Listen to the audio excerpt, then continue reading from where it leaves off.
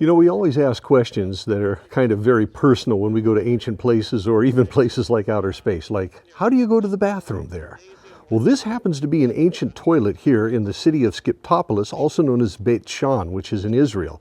It was a huge city, a Decapolis city, that was a major pagan center, a commerce center. Here's the ancient tell, or the ancient mound of a city that goes back over 4,000 years right there. The Philistines used to live in that place. But this is the sanitation means that they had in the city, which was very sophisticated. Now, I want to show you something and tell you something very important about it. That as you move here, of course, you see these bars of marble, and frankly, you would sit down with one on each side and you would do your business. But there was running water that went underneath it. As you can tell, here was a channel, so it swept away all the waste. But in front of it, you see this other little channel that's right here that moves along, and that channel also had running water in it that was very pure.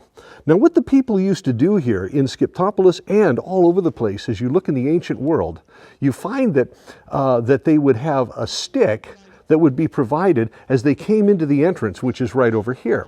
And as they would be handed the stick, it would have in Skiptopolis a piece of cloth rolled around it, but in many other places in the ancient world, it would have a sponge on it.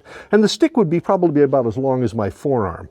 And what you would do is you would come over here and you would do your business, and then you would use the stick and dip it into the channel there, and then you would cleanse yourself, and then when you were done, you would get up and you would go over to the exit and put it in some sort of a receptacle where it would be cleaned and recycled. This is how they actually controlled diseases in cities like this, in ancient places. Now, keeping that in mind, it's almost like I'm changing the subject, but I'm really not.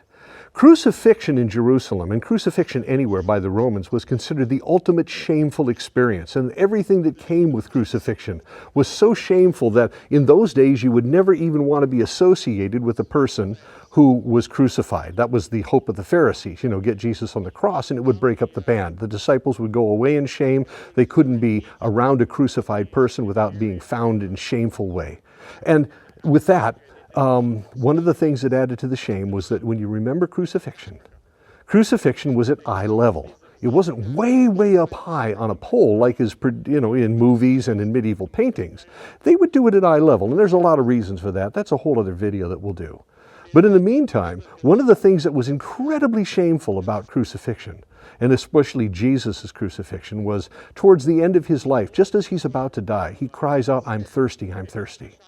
And one of the soldiers takes a stick with a sponge on the end of it, and he dips it into spoiled wine or vinegar, and he puts it up to Jesus' mouth where he drinks it. It's not on the stick because he has to reach way up high where the cross might be, you know, because he's put up so high.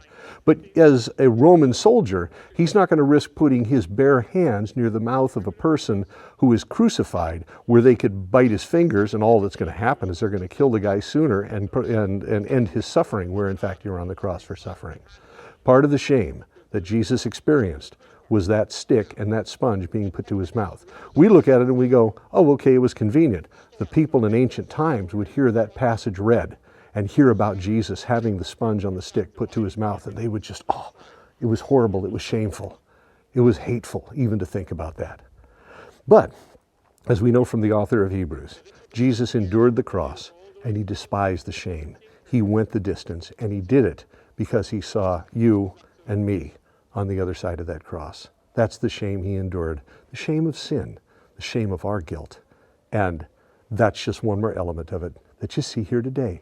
Here in Beit Shan, or Skiptopolis, at this public toilet, which is large and very telling how they did things in those days, but also reminds us of the shame that Jesus endured on the cross. God bless you.